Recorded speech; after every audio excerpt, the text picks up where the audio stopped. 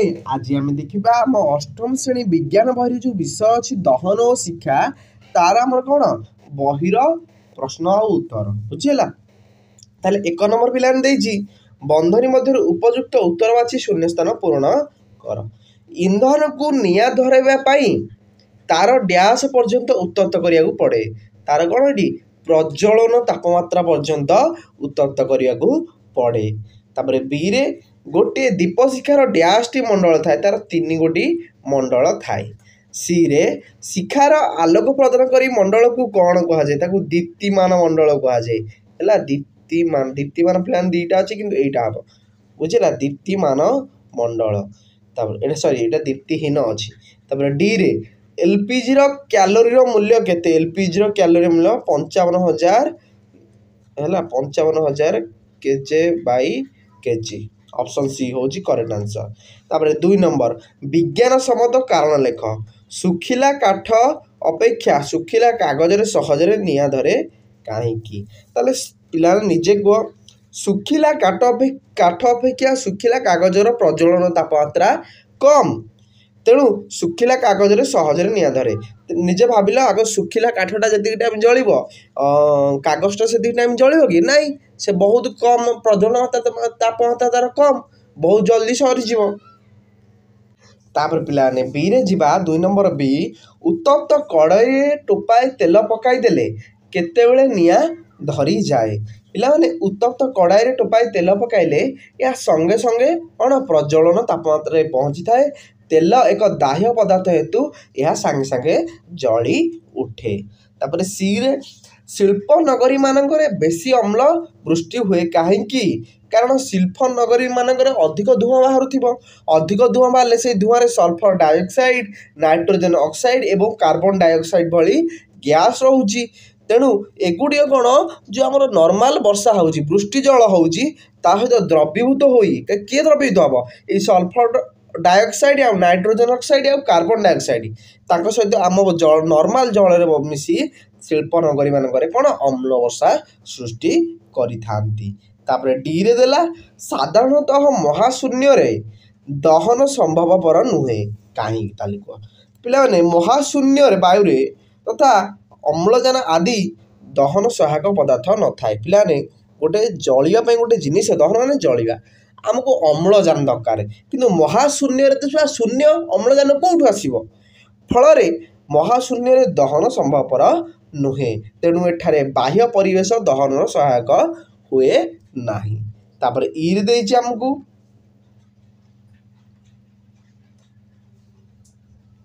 यात्रीवाही जानवाहन रे petrol diesel kerosene इत्यादि पदार्थ नेबा को अनुमति दिया जाए नहीं कहीं पिला माने तुम ट्रेन जाओ बस रे जाओ तुमको कौन ये दिज्वनी अनुमति दिज्वनी पेट्रोल डीजेल किरोसिन नवा कहीं कारण एम सब होती प्रज्वलनशील पदार्थ।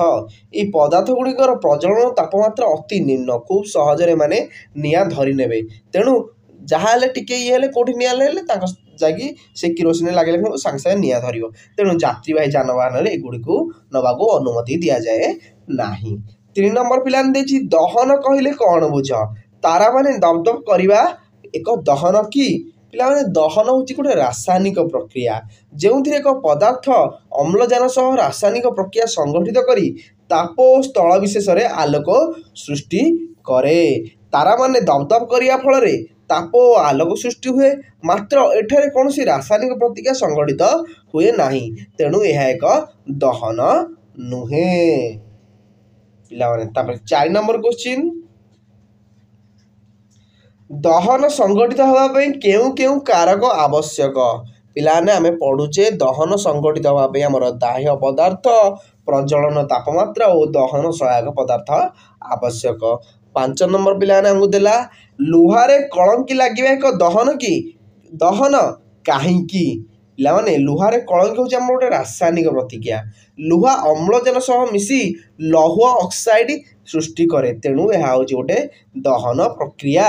ये दहन प्रक्रिया धीर मंथर गति हुए है बहुत माने सांगे सांगे कलंकी लगुच कि ना बहुत माने स्लो स्लो स्लो स्लो रही कलंकी लगे ଏବଂ ଆଖି ଦୃଶ୍ୟ ତାପ ଓ ଆଲୋକ ଉତ୍ପନ୍ନ ମଧ୍ୟ ଏଥିରେ ହୁଏ ନାହିଁ। ତେଣୁ ଏ ପ୍ରକାର ଦହନ ମୃତ୍ୟୁ ଦହନର ଉଦାହରଣ। ତାପରେ 6 ନମ୍ବର ପିଲାମାନେ, ଇନ୍ଧନ କ୍ୟାଲୋରୀ ମୂଲ୍ୟ କହିଲେ କ'ଣ ବୁଝ? ଏହାର ଏକକ କ'ଣ? ଏହାର ଗୁରୁତ୍ୱ ଆଲୋଚନା କର। ପିଲାମାନେ 1 କିଲୋଗ୍ରାମ ଇନ୍ଧନ ସମ୍ପୂର୍ଣ୍ଣ ଦହନରୁ ଯେତିକି ତାପ ମିଳେ ତାହାକୁ ଇନ୍ଧନ କ୍ୟାଲୋରୀ ମୂଲ୍ୟ କହନ୍ତି। ହେଲା, 1 କିଲୋ ଇନ୍ଧନରୁ ଯେତିକି ସମ୍ପୂର୍ଣ୍ଣ ପରିମାଣ ଦହନ ତାପ ମିଳିବ ତାକୁ ଆମେ ଇନ୍ଧନ କ୍ୟାଲୋରୀ କହିବା। ଆକୁ KJ by kilogram, joule by kilogram, ହେଲା ଏଟା kilo joule by kilogram, joule by kilogram, joule by gram, ହେଲା calorie by gram, kilo calorie by gram, ୟାକୁ ସବୁ ଏଥିରେ ଆମେ ମାପି ପାରିବା। ତାପରେ ପିଲାମାନେ ଆମକୁ 7 ନମ୍ବର ଦେଲା, ଏଲପିଜିର ଦହନ ଓ କାଠର ଦହନ ମଧ୍ୟରେ କି ପାର୍ଥକ୍ୟ ଅଛି? ପିଲାମାନେ ଏଲପିଜିର ଦହନରେ ବେଶୀ ପାଉଁଶ ବା ଅଙ୍ଗାର ସୃଷ୍ଟି ହୁଏ ନାହିଁ, କିନ୍ତୁ କାଠ ଦହନରେ ପାଉଁଶ ବା ଅଙ୍ଗାର ସୃଷ୍ଟି ହୁଏ। ଅଳ୍ପ ଏଲପିଜି ଦହନରେ ବେଶୀ ତାପ ମିଳିଥାଏ ଓ କମ୍ ସମୟରେ ଦହନ ସମ୍ପାଦିତ ହୁଏ, ମାନେ ବହୁତ ଜଲ୍ଦି ଜଳିବ ଏବଂ ବହୁତ ଜଲ୍ଦି ଯାହା ବି ଆମେ ଭାତ ବସେଇଥିବା ତାହା ଜଲ୍ଦି ହେଇଯିବ। କିନ୍ତୁ କାଠ ଦହନରେ ନିର୍ଦ୍ଦିଷ୍ଟ ତାପ ପାଇବା ପାଇଁ ବେଶୀ କାଠ ଆବଶ୍ୟକ ପଡ଼େ ଓ ବେଶୀ ସମୟ ମଧ୍ୟ ଲାଗେ। ତାପରେ ପ୍ରଦୂଷଣ ମାତ୍ରା କାଠ ଦହନରୁ କମ୍, ଏଠାରେ ପ୍ରଦୂଷଣ ମାତ୍ରା ଅଧିକ। ତାପରେ ଏଲପିଜିର ଦହନରେ ଏଲପିଜି କମ୍ ତାପମାତ୍ରାରେ ଜଳେ କାରଣ ଏହା ପ୍ରଜ୍ୱଳନ ତାପମାତ୍ରା କମ୍। କାଠ ଦହନରେ କାଠ ଅଧିକ ତାପମାତ୍ରାରେ ଜଳେ କାରଣ କାଠର ପ୍ରଜ୍ୱଳନ ତାପମାତ୍ରା ଅଧିକ। 8 ନମ୍ବର ପିଲାମାନେ ଦେଖିବା, ସିଏନଜିର ବ୍ୟବହାର କାହିଁକି ଅପେକ୍ଷାକୃତ ପରିବେଶ ଉପଯୋଗୀ? ସିଏନଜି ମାନେ compressed natural gas. Petrol diesel ପରିବର୍ତ୍ତେ ବସ୍, ଟ୍ରକ୍, କାର ଆଦି ଯାନରେ ସିଏନଜି ବ୍ୟବହାର କରାଯାଉଛି କାରଣ ସିଏନଜି ଖୁବ୍ କମ୍ ପରିମାଣର କ୍ଷତିକାରକ ପଦାର୍ଥ ଉତ୍ପନ୍ନ କରିଥାଏ। ଆଉ କ'ଣ କରୁଛି ସିଏନଜି? ସିଏନଜିର ବ୍ୟବହାରରେ ପ୍ରଦୂଷଣ ମାତ୍ରା କମ୍ ହୁଏ, ତେଣୁ ସିଏନଜିର ବ୍ୟବହାର ଅପେକ୍ଷାକୃତ ପରିବେଶ ଉପଯୋଗୀ। ତାପରେ 9 ନମ୍ବର କ୍ୱେଶ୍ଚିନ୍ ପିଲାମାନେ, 4.5 କିଲୋଗ୍ରାମ ଇନ୍ଧନ ସମ୍ପୂର୍ଣ୍ଣ ଦହନରୁ 18,000 କିଲୋଜୁଲ ତାପ ମିଳେ, ତାହେଲେ ସେଇ ଇନ୍ଧନ କ୍ୟାଲୋରୀର ମୂଲ୍ୟ ନିର୍ଣ୍ଣୟ କର। ପିଲାମାନେ 4.5 କେଜି ଇନ୍ଧନରୁ ମିଳିଲା 18,000, ତାହେଲେ 1 କେଜି ଇନ୍ଧନରୁ କେତେ ମିଳିବ? 18,000 ବାଇ 4.5 କିଲୋଜୁଲ କି ନାହିଁ? ହଁ କି ନାହିଁ? ହଁ, ତାହେଲେ ୟାକୁ ଯେତେବେଳେ ଆମେ ହରିଦେବା ଆମର ହେଇଯିବ 40,000 କିଲୋଜୁଲ ତାପ ମିଳିବ। ତାହେଲେ ଇନ୍ଧନର କ୍ୟାଲୋରୀର ମୂଲ୍ୟ ହେଉଛି 40,000 କିଲୋଜୁଲ ବାଇ କିଲୋଗ୍ରାମ। ତାପରେ 10 ନମ୍ବର କ୍ୱେଶ୍ଚିନ୍ ପିଲାମାନେ, ଏକ ସୁନ୍ଦର ବିଷୟ ଏଇଠି, ଗୋଟିଏ ଆଦର୍ଶ ଇନ୍ଧନ ଲକ୍ଷଣ ଗୁଡ଼ିକ ଲେଖ। ପିଲାମାନେ ତମେ ଲେଖିବ, ଇନ୍ଧନ ଜଳିଲେ ବେଶୀ ପାଉଁଶ, ବିଷାକ୍ତ ଗ୍ୟାସ ଓ ବର୍ଜ୍ୟବସ୍ତୁ ମିଳୁନଥିବ, ମାନେ ଇନ୍ଧନ ୟାକୁ ବେଶୀ ମିଳିବନି। ସୁବିଧାରେ ବେଶୀ ଦିନ ସଂରକ୍ଷଣ ରଖିପାରିବା ଆମେ, ଏହା ଶସ୍ତା ଓ ସୁବିଧାରେ ମିଳିପାରିବ, ଏହାକୁ ଦହନକୁ ସହଜରେ ନିୟନ୍ତ୍ରଣ କରିପାରୁଥିବ, ଏସବୁ ହେଲା ଆଦର୍ଶ ଇନ୍ଧନର ଲକ୍ଷଣ। ତାପରେ 11 ନମ୍ବର, ଦହନ ପାଇଁ ବାୟୁ ଆବଶ୍ୟକ, ଗୋଟେ ସରଳ ପରୀକ୍ଷା ଦ୍ୱାରା ବୁଝାଅ। ପିଲାମାନେ ଏକ ମହମବତୀ ନେବା, ଟେବୁଲ ନେବା, ଏକ କାଚ ଗ୍ଲାସ ନେବା, ତାହେଲେ ପରୀକ୍ଷା କରିବା ଦହନ ପାଇଁ କାହିଁକି ବାୟୁ ଆବଶ୍ୟକ। ଜଳନ୍ତା ମହମବତୀକୁ ଆମେ ଟେବୁଲ ଉପରେ ରଖିଦେବା, ଚିତ୍ରରେ ଦର୍ଶାଯାଇଥିବା ପରି ତାହା ଉଭୟ ପାର୍ଶ୍ୱରେ ଦୁଇଟି, ଦେଖ ଚିତ୍ର ଦେଖିବା ପିଲାମାନେ, ଦେଖ ଚିତ୍ର ଦିଆଯାଇଛି ହେଲା। ଦେଖ ପ୍ରଥମ ଚିତ୍ରରେ କ'ଣ ହେଇଛି? କାଚର ତଳପଟୁ ବାୟୁ ପ୍ରବେଶ କରୁଥିଲା, ଏଇ କାଚର ତଳପଟୁ, ସୁତରାଂ ମହମବତୀ ସ୍ଥିର ଶିଖା ପ୍ରଦାନ କରୁଥିଲା। ଗୋଟେ ଯଦି ତଳପଟୁ ବାୟୁ ଯିବ ତାହେଲେ ସ୍ଥିର ଶିଖା ଦେଉଛି। ତାହେଲେ ଦ୍ୱିତୀୟ ଚିତ୍ରରେ କ'ଣ? ଦହନ ସୀମିତ ବାୟୁରେ ପ୍ରବେଶ କରୁଥିଲା, ହେଲା ଏଠି ଅଳ୍ପ ଅଳ୍ପ ବାୟୁରେ ପ୍ରବେଶ କରେ, ତେଣୁ ଅସ୍ଥିର ଶିଖା ହେଲା। ବାୟୁ ଭଲରେ ନହେଲେ ଅଳ୍ପ ଅଳ୍ପ ହେଇକି ତାପରେ ଟିକେ ପରେ ଲିଭି ମଧ୍ୟ ଯିବ। ତୃତୀୟ ଚିତ୍ରରେ ବାୟୁ ଆଦୌ ପ୍ରବେଶ କଲାନି, ତେଣୁ ଏଇଟା ଜଳିଲା ନାହିଁ। ତେଣୁ ଆମେ ଜାଣିଲେ ଯେ ଦହନ ପାଇଁ ବାୟୁ ବା ଅକ୍ସିଜେନ ନିହାତି ଆବଶ୍ୟକ, ଦହନ ମାନେ ଜଳିବା, ବୁଝିଲା।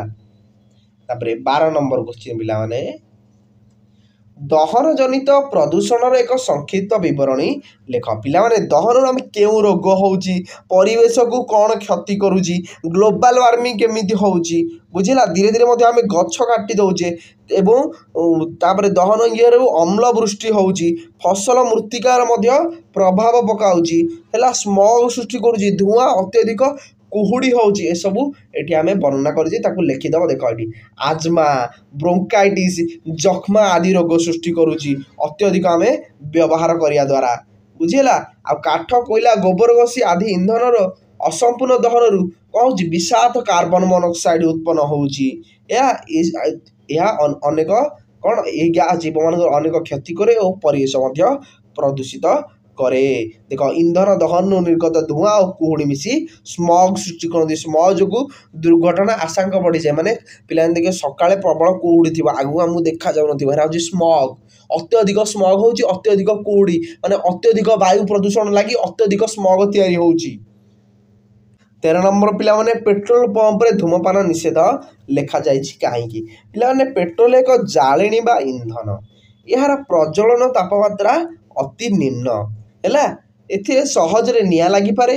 ତେଣୁ ପେଟ୍ରୋଲ ପମ୍ପ ସ୍ଥାନରେ ଧୂମପାନ କଲେ ନିଆଁ ଲାଗିଯିବାର ସମ୍ଭାବନା ଥାଏ।